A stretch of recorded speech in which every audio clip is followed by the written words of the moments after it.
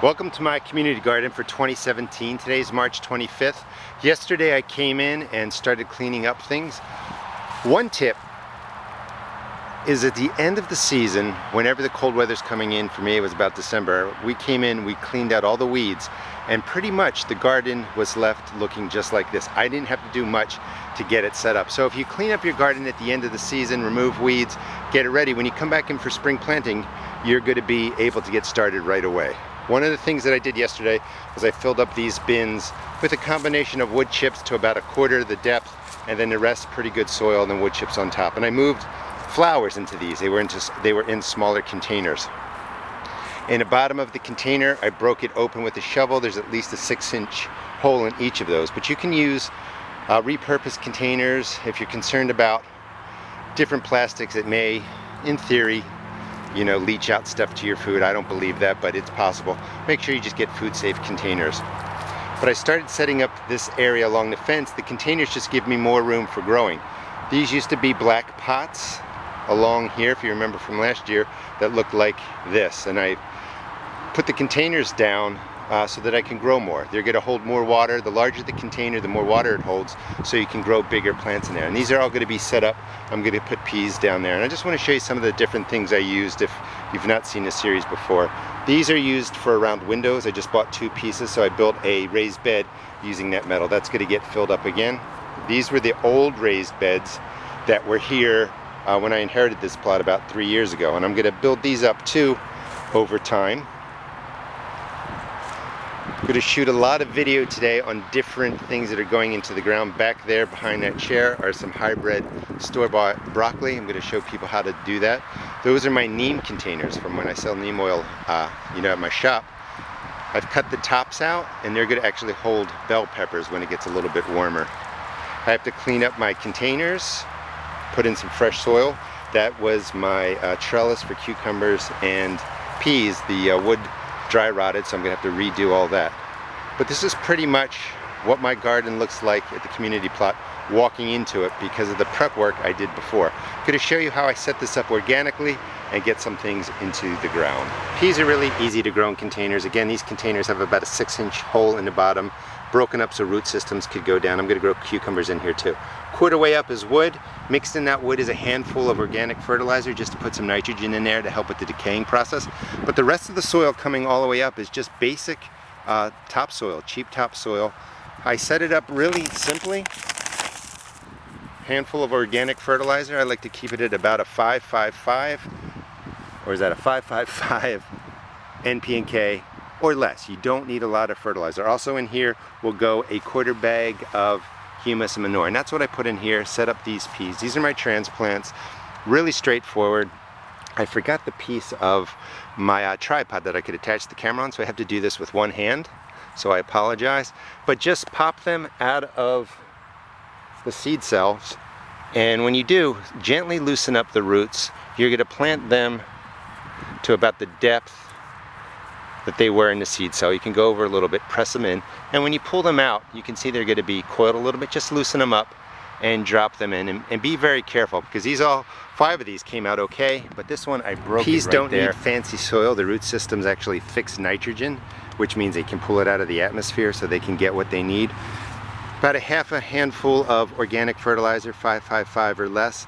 That's about, I don't know, anywhere from, with my hand, 2 tablespoons to 4 tablespoons, but just follow the package. You don't need a lot. I just put some in top, really more so to prep it for other plants that are going to be going in here, and not the pea plants.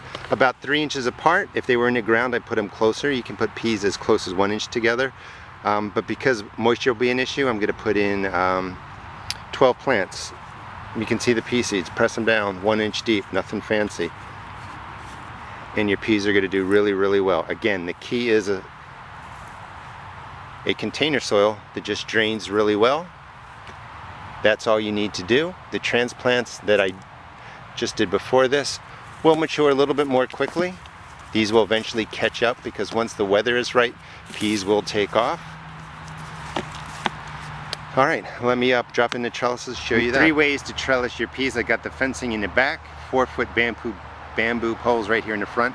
I'll put some jute across that for them to climb up, and I'm using a tomato cage right over there that I won't really need for 6 or 8 weeks to let the spring blush peas grow up that. I also get cedar shims out of the lumber area of Home Depot, and I just write on there what's growing in the container, and I usually put the date on there. But peas are a great crop to grow. If you've never grown them before, you've never tasted a fresh pea. The sugar content is amazing. Once they're picked and they're sent out to even farmer markets or stores, the flavor starts to change. So put some peas into a container. Again, they do not need fancy soil, just something loose and drains well. Put in a bunch of seeds, you can overseed it, and you'll have some delicious pea pods in no time. I'm gonna drop in my red Russian kale and my deer tongue lettuce into this space right here. You don't need to use a lot of fertilizer. So I put that light brown line going across there is organic fertilizer. That's a 3-4-4. I put a handful across the top, turned it over, put another handful across this. I'll work it into the top couple of inches, but that's all that you really need to do in the way of additional fertilizer. Now, there's about a quarter bag left of humus of the humus and composted cow manure that I'm going to mix in there too. And that's going to be plenty of fertilizer, plenty of organic matter for my kale and for my deer tongue lettuce. So these are about 3-week-old seed starts. So I get a little bit of jump on the season now that it's finally warm here, and I just split up the cells when I pulled them out. I didn't put one plant per space here. There's more than one. Whatever looks the strongest or whatever looks the best, I will keep, and I will remove out the weaker one. But you're perfectly fine putting more than one plant per space. You can thin them out later, or just, you know, grow them as cut and come again greens. They'll be a little bit smaller, but you'll get a lot of leaves. Here's one way. I'm going to show you another way to keep rabbits out of your garden or off of your plants. Rabbits do not like walking on chicken wire because their feet get caught in it. They're not going to go under it. They don't like being confined. So by just laying this chicken wire down, you'll keep the rabbits off of your leafy greens, so they won't be chewing them down. They'll leave this alone, and your plants can actually grow up through this, and you've given them some protection from rabbits. You can see that the level of the soil in here is a little bit low. I'd like it to be more like this one over here. And I also want to freshen it up for my spring planting. So I'm just going to drop in 2 bags of humus and manure. That was about $2.50 a bag, and that's a 0.15 NP and K. Just a nice organic manure content to feed your plants. I'm also going to show you how to drop in some broccoli transplants. Basic premium topsoil. That's a mix of dirt and peat moss, and I think that was about $2.09. You don't need to go and buy fancy bagged products that cost $7, $8 a bag. You can buy the lower grade bags and just mix it together yourself. I mean, the bigger bags, you're basically paying just a lot of money for them just rolling in wood, really, shredded wood, and you don't need to do that. Also going to set it up organically with an organic fertilizer. I'll show you how to do that, but it's a quick setup, and we're going to get the broccoli in. So this bed is 4x4, so it's 16 square feet, and the directions say mix really 3 pounds in 50 square feet. So 4 times 4 is 16, 16 times 3 is 48. So this really is saying put in about a pound of this product into this space. And you can follow the instructions, I do recommend it, but you also don't need as much fertilizer if it's organic or processed than you might think. And this is how I really do it. Reach into the bag, grab a handful. You just want to make sure you're not using more than you need. And I just sprinkle about 4 handfuls down. I already put down 2. I'm going to put the manure and humus on top of this, the topsoil, turn it under, and that's going to really set my bed up. I'm putting the organic fertilizer down lower into the root system. Here's what your composted manure and humus look like. You have to get in there by hand, wear gloves if you want, and just break it all up. But I'm going to spread this out across the top, turn it over, and we'll get to planting. And that's what 2 bags of composted manure looks like spread out through a 4x4 foot plot. And again, I want to stress fertilizer. We don't need to overdo it. I'm recommending trying to keep your garden at about a 5.55 NPK, a little bit less. We just don't need as much as we're told in the way of fertilizer. It'll save you money, and it's just not necessary. The composted manure will slowly give nutrition to your plants for the growing season. The organic fertilizers will help out.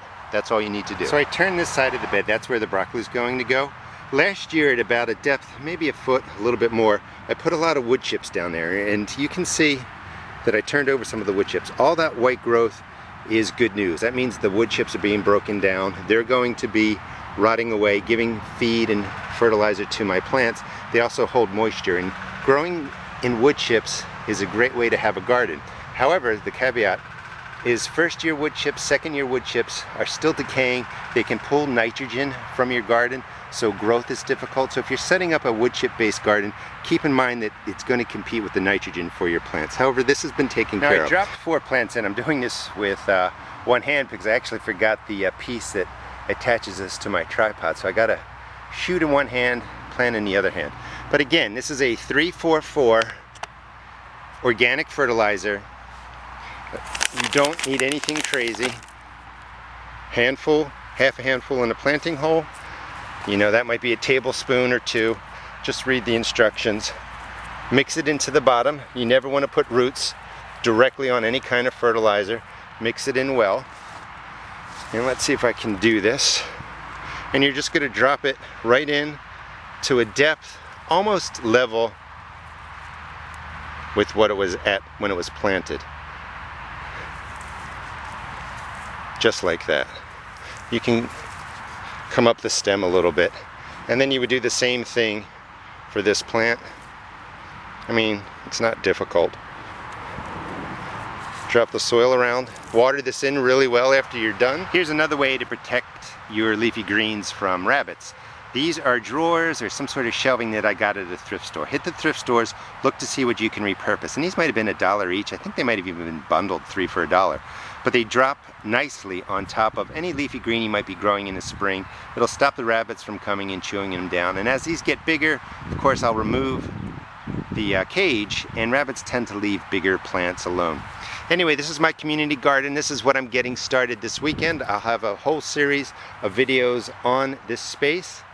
I'll be cleaning it up, getting the trellising systems back in place. This one, again, like I said, dry rotted out and fell over. But I did get some peas in. I got my kale. I'm going to put down more lettuces, more greens, get this place going, and I will be back in about 2 weeks and show you what's going on. Hope you enjoyed the video. Please check out my blog at www.therustedgarden.blogspot.com. Thanks.